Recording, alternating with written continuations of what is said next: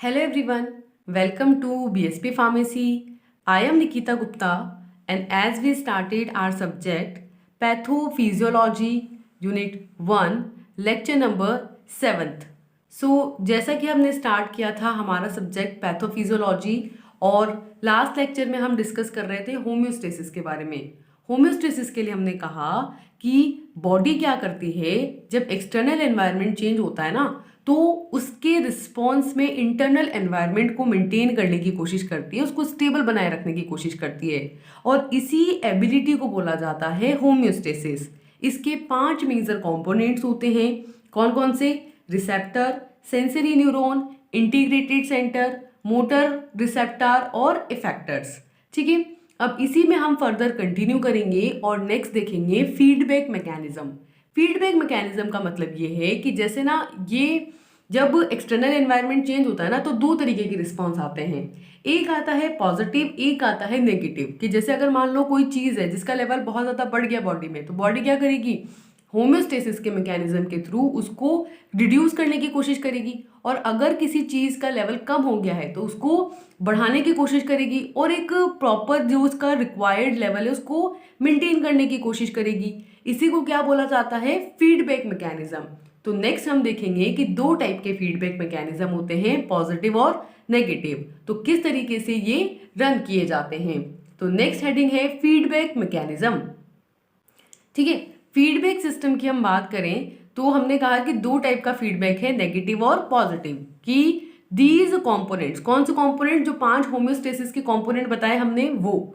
ठीक है, they integrate to form mainly 2 kind of feedback mechanism. कि ये जो कंपोनेंट्स होते हैं ये आपस में इंटीग्रेट करते हैं, और इंटीग्रेट करके यहाँ पर 2 तरीके के फीडबैक मैकेनिज्म यहाँ पर फॉर्म करते हैं। ठीक है, एक तो होता है नेगेटिव फीडबैक और एक होता है पॉजिटिव फीडबैक। नेगेटिव का क्या मतलब है कि when the response of the effector oppose the original stimulus, then it is called negative feedback because it neglects the stimulus. ठीक है, कि अगर यहाँ पर जो इफेक्टर है, इफेक्टर का जो रिस्पॉन्स है, ठीक है, वो ओरिजिनल स्टिमुलस के अपोजिट है। ध्यान दो, क्या है वो? अपोजिट। तो उसको क्या बोलते हैं? Negative feedback. क्यों? क्योंकि ये क्या करता है, जो ओरिजिनल स्टिमुलस आया है ना उसको नेग्लेक्ट करता है। ओरिजिनल स्टिमुलस जो कहना चाहता है, स्टिमुलस के जो इफेक्ट आना चाहिए, जो रिस्पॉन्स आना चाहिए, उसको ये अपोज करता है। इसलिए इसको क्या बोला जाता है? नेगेटिव फीडबैक बोला जाता है। For an example, temperature homeostat. अब टेम्परेचर को कैसे यहाँ पर मेंटेन किया जाता है, होम्योस्टेटिक कंडीशन में रखा जाता है, उसको देखेंगे। तो नेक्स्ट है इसका एग्जाम्पल। देखो तो क्या होता है कि the brain controls normal body temperature homeostasis by the negative feedback. कि ब्रेन क्या करता है? नेगेटिव फीडबैक के थ्रू बॉडी के अंदर टेम्परेचर को नॉर्मल रखता है, टेम्परेचर को मेंटेन करता है, टेम्परेचर को कंट्रोल करता है। ठीक है, मतलब नेगेटिव फीडबैक के थ्रू जो टेम्परेचर बढ़ जाता है ना बॉडी का, अब स्टिमुलस तो क्या कह रहा है? टेम्परेचर को बढ़ाओ बॉडी को, लेकिन उसके नेगेटिव हम रिस्पांस दे रहे हैं, उसके अपोजिट रिस्पांस दे रहे हैं कि टेम्परेचर को कम करना चाहते हैं। तो यही बोल रहे हैं कि ब्रेन क्या करेगा? बॉडी और टेम्परेचर के बीच में जो होम्योस्टेसिस कंडीशंस हैं उसको कंट्रोल करेगा, उसको मेंटेन करेगा। किसके थ्रू? नेगेटिव फीडबैक मैकेनिज्म के थ्रू। कैसे करेगा? तो देखो, सबसे पहला आएगा स्टेप नंबर 1। स्टेप नंबर 1 में क्या होगा? Some stimuli that is stress disrupts the homeostasis condition, that is control condition, by an increase in body temperature। ठीक है, कोई स्टिमुलस आया, कोई स्ट्रेस आया, और उसने क्या किया?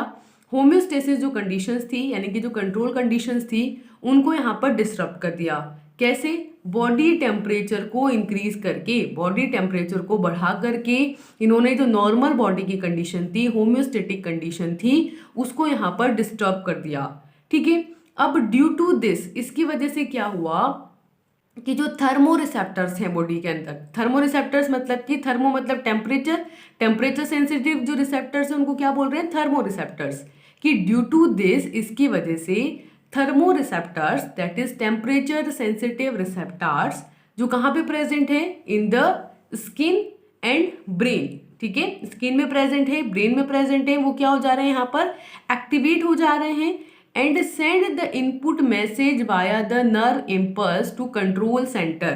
ठीक है, और इस इनपुट जो उनके पास आया है, इनपुट के थ्रू जो मैसेज आया है उसको नर्व इम्पल्स के थ्रू कहाँ पे भेज रहे हैं, कंट्रोल सेंटर तक भेज रहे हैं। क्लियर, ये बात समझ में आ गई कि कोई भी स्ट्रेस कंडीशन है, स्ट्रेस कंडीशन की वजह से बॉडी टेम्परेचर बढ़ा, बॉडी टेम्परेचर बढ़ने से जो थर्मो रिसेप्टर्स थे वो एक्टिवेट हो गए। थर्मो रिसेप्टर मतलब कि टेम्परेचर सेंसिटिव रिसेप्टर्स कहाँ प्रेजेंट है, स्किन में प्रेजेंट है, ब्रेन में प्रेजेंट है। ठीक है, इनके एक्टिवेट होने से जो इनपुट मैसेज है उसको नर्व इम्पल्सेस की हेल्प से आगे भेजा जाएगा, कहाँ पर, कंट्रोल सेंटर पर। अब भेजने के बाद क्या होगा कि जो कंट्रोल सेंटर है ना वो इस इंफॉर्मेशन को एनालाइज करेगा। ठीक है, कि भाई क्या इंफॉर्मेशन आई है। ठीक है, तो नेक्स्ट यहाँ पे क्या होगा, जो इंफॉर्मेशन है, जो मैसेज है उसको एनालाइज किया जाएगा कि control centre analyse the input message and send the output message to the effector और स्किन। ये जो कंट्रोल सेंटर हैं इन्हें इंटीग्रेटेड सेंटर्स भी बोला जाता है। ये क्या करेंगे, जो मैसेज आया है, ठीक है, उसको सबसे पहले एनालाइज करेंगे, अंडरस्टैंड करेंगे, उसका एक आउटपुट मैसेज या रिस्पॉन्स या रिप्लाई यहाँ पर जनरेट करेंगे और उस रिस्पॉन्स को सेंड करेंगे कहाँ पर, इफेक्टर ऑर्गन तक, यानी कि स्किन तक वापस से सेंड करेंगे। ठीक है, these effectors according to the output message of the control center increases the sweating from the sweat gland, causes increased heat loss by evaporation। ये जो इफेक्टर्स हैं, इफेक्टर जिनके थ्रू आपको रिस्पॉन्स देखने को मिलेगा, इन जो इफेक्टर है according to the output message, जो आउटपुट मैसेज, इनपुट मैसेज को एनालाइज करके आउटपुट मैसेज यहाँ पर जनरेट किया गया है और इस आउटपुट मैसेज के अकॉर्डिंग जो कंट्रोल सेंटर है वो इफेक्टर को इफेक्ट देगा या रिस्पॉन्स देगा। तो इस उसके रिस्पॉन्स में क्या करेगा कि इंक्रीज स्वेटिंग। देखो टेम्परेचर बढ़ा हुआ है ना बॉडी का, तो बॉडी के टेम्परेचर को रिड्यूस करने के लिए क्या करना है, स्वेटिंग को इंक्रीज करना है। तो ये स्वेटिंग को इंक्रीज कर देगा स्वेट ग्लैंड से, ताकि जो हीट है जो जनरेट हो रही है बॉडी में वो लॉस हो जाए, ताकि इंक्रीज हीट लॉस बढ़ जाए, किसके थ्रू, इवोपरेशन के through. And finally decrease the temperature, जिसके रिजल्टेंट जो बॉडी टेम्परेचर है वो यहाँ पर डिक्रीज हो जाएगा, किस फॉर्म में, in the form of response की फॉर्म में। And then normalise the body temperature, और बॉडी टेम्परेचर यहाँ पर नॉर्मल हो जाएगा और कंट्रोल कंडीशंस मेंटेन हो जाएगी। क्लियर हो गई बात कि सबसे पहले स्टिमुलस आया, स्टिमुलस आने की वजह से बॉडी टेम्परेचर यहाँ पर बढ़ा, बॉडी टेम्परेचर बढ़ने से स्किन और ब्रेन के अंदर जो थर्मो रिसेप्टर्स थे वो एक्टिवेट हुए, एक्टिवेट होने से इनपुट मैसेज जनरेट हुआ, ये इनपुट मैसेज गया कंट्रोल सेंटर तक, फिर कंट्रोल सेंटर इस इनपुट मैसेज को एनालाइज कर रहा है, एक आउटपुट मैसेज जनरेट कर रहा है और ये आउटपुट मैसेज जो है ये आपके एज एन रिस्पॉन्स आ रहा है किस में, स्वेट ग्लैंड तक। स्वेट ग्लैंड क्या कर रही है, स्वेटिंग की वजह से क्या हो रहा है, हीट लॉस हो रही है। हीट लॉस होने से यहाँ पर जो बॉडी टेम्परेचर है वो डिक्रीज हो रहा है और बॉडी कंडीशंस नॉर्मल हो रही है। क्लियर हो गई ये सारी बात। इसी बात को हम ऐसे कह सकते हैं, अगर टेबुलर फॉर्म में रिप्रेजेंट करना चाहें तो कोई भी स्टिमुलस आता है, ठीक है, वो पहले सेंसरी रिसेप्टर से कंट्रोल सेंटर से मैसेज इफेक्टर ऑर्गन तक।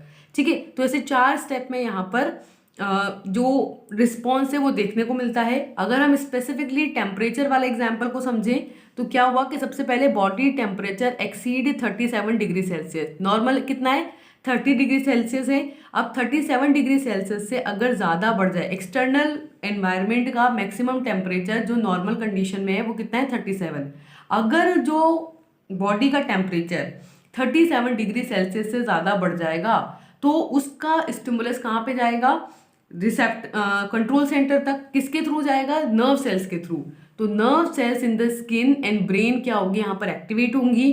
ठीक है, और यहाँ से रिस्पॉन्स आएगा temperature regulatory centre in the brain के अंदर जो टेम्परेचर रेगुलेटरी सेंटर है वहाँ तक रिस्पॉन्स जाएगा और अल्टीमेटली जो स्वेट ग्लैंड है बॉडी की वो यहाँ पर स्वेटिंग करके वो जो रिस्पॉन्स है उसको देगी और हीट लॉस करेगी।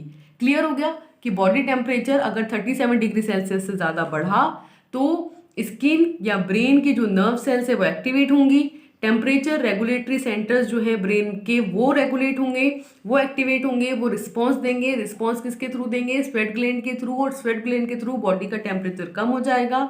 अगर बहुत ज़्यादा स्वेटिंग हो गई तो बहुत ज़्यादा टेम्परेचर लॉस हो जाएगा, उस कंडीशन में वापस से बॉडी टेम्परेचर को इंक्रीज करने के लिए रिस्पॉन्स भेजा जाएगा।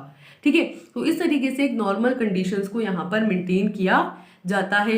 ये तो क्या हो गई नेगेटिव फीडबैक मैकेनिज्म। ठीक है, एक और होता है आपके पॉजिटिव फीडबैक। पॉजिटिव फीडबैक का क्या मतलब है कि आपके पास जो स्टिमुलस आया ना, आपने उस स्टिमुलस को नेग्लेक्ट नहीं किया, आपने उसको और ज़्यादा स्पीड अप कर दिया और ज़्यादा बढ़ा दिया।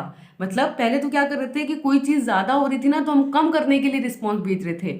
अब यहाँ पर स्टिमुलस जो आया है उसको हम और ज़्यादा बढ़ाने की कोशिश कर रहे हैं, पॉजिटिवली बढ़ा रहे हैं, तो इसलिए क्या बोल रहे हैं उसको पॉजिटिव फीडबैक। तो क्या कह रहे हैं कि the effector adds to initial stimulus instead of neglecting it speed up the process. कि यहाँ पर जो इफेक्टर है ना, वो क्या कर रहा है, जो इनिशियल स्टिमुलस आ रहा है उसको नेग्लेक्ट करने की जगह उस प्रोसेस को और ज़्यादा स्पीड अप कर रहा है, तो उसको क्या बोल रहे हैं पॉजिटिव फीडबैक।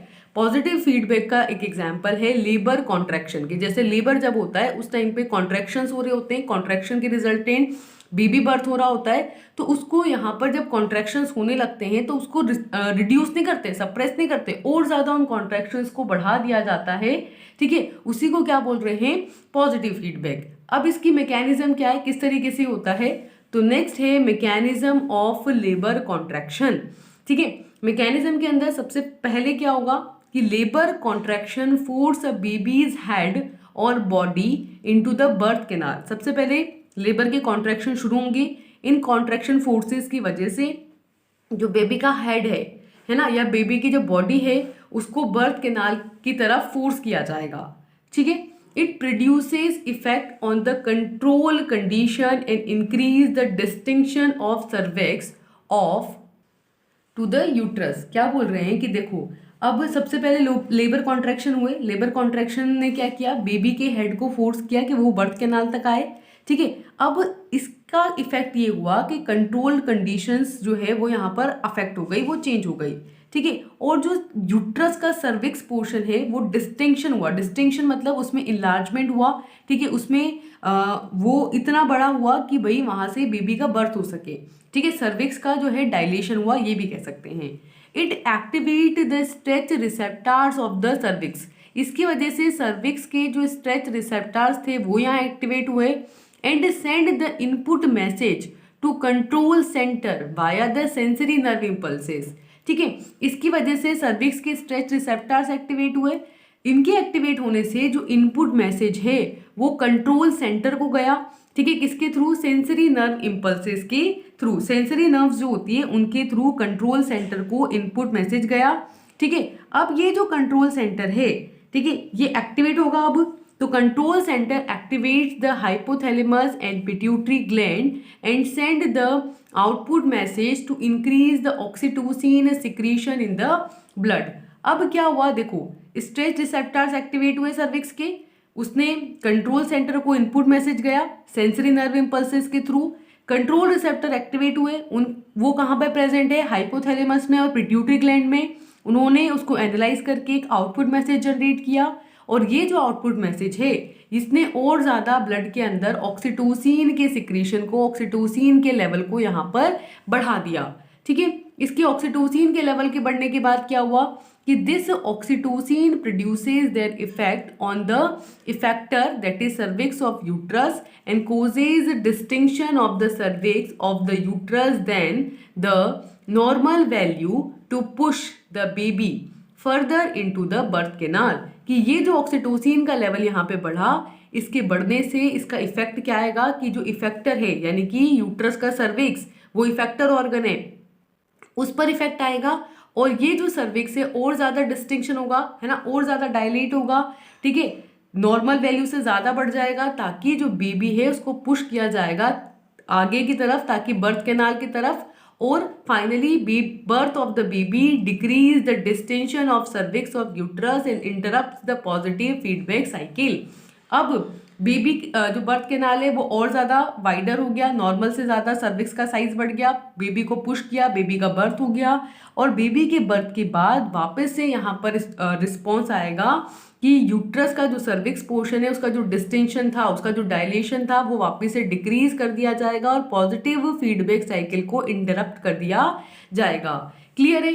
देखो दोबारा समझो, सबसे पहले क्या हुआ, सबसे पहले एक थोड़ा सा कॉन्ट्रैक्शन हुआ, लेबर कॉन्ट्रैक्शन हुआ। लेबर कॉन्ट्रैक्शन की वजह से जो बेबी के हेड है, बॉडी है, उसको बर्थ कैनाल की तरफ फोर्स किया गया। ठीक है, इसकी वजह से थोड़ा सा स्टिमुलस आया। ठीक है, स्टिमुलस कंट्रोल कंडीशन यहाँ पर थी, वो चेंज हुई, वो अफेक्ट हुई। अफेक्ट होने से सर्विक्स पोर्शन जो है उसका डिस्टेंशन हुआ, यानी वो डायलेट हुआ। ठीक है, इससे जो फर्दर क्या हुआ, जो सर्विक्स के यहाँ पर, सर्विक्स की पोजीशनिंग पर जो स्ट्रेस रिसेप्टर्स थे वो एक्टिवेट हुए। तो क्या हुआ, nerve impulses from the cervix transmitted to the brain. ठीक है, पहले क्या हुआ, head of the baby pushes against the cervix. पहले जो बेबी का हेड पोर्शन है उसको सर्विक्स के अगेंस्ट, सर्विक्स की तरफ पुश किया गया। उस पुश करने से जो स्टिमुलस है वो स्टिमुलस ट्रांसफर हुआ कहाँ पर, सर्विक्स के रिसेप्टर्स यानी स्ट्रेस रिसेप्टर्स पर, और इनसे एक्टिवेशन हुआ, किसका, जनरेशन हुआ एक इनपुट मैसेज का, जो कहाँ जाएगा, आपके कंट्रोल सेंटर पर। ठीक है, तो nerve impulses from the cervix transmitted to the brain. Nerve impulses generate हुए जो सर्विक्स से कहाँ ट्रांसमिट होंगे, ब्रेन तक। ब्रेन में कहाँ पे जाएंगे, हाइपोथैलेमस में और पिट्यूटरी ग्लैंड में, और वहां से उसका एक रिस्पॉन्स यहाँ पर जनरेट किया जाएगा। ठीक है, तो इसके रिजल्टेंट क्या होगा कि brain stimulates pituitary gland to secrete the oxytocin, कि जब ये एक्टिवेट होंगे पिट्यूटरी ग्लैंड और हाइपोथैलेमस तो ये आउटपुट मैसेज जनरेट करेंगे। आउटपुट मैसेज में क्या करेंगे ये कि ऑक्सीटोसिन के सिक्रीशन को ब्लड के अंदर इंक्रीज कर देंगे, उसके सिक्रीशन को बढ़ा देंगे। अब ऑक्सीटोसिन के बढ़ने से क्या होगा कि और ज़्यादा यहाँ पर कॉन्ट्रैक्शन रिलैक्सेशन होंगे, सर्विक्स का डिस्टिंक्शन होगा। ठीक है, तो सर्विक्स जो है वो और ज़्यादा डायलेट हो जाएगा, कि oxytocin carries in the blood stream to the uterus. ठीक है, ऑक्सीटोसिन का लेवल बढ़ेगा ब्लड स्ट्रीम में, ब्लड के अंदर, और वो यूट्रस तक जाएगा।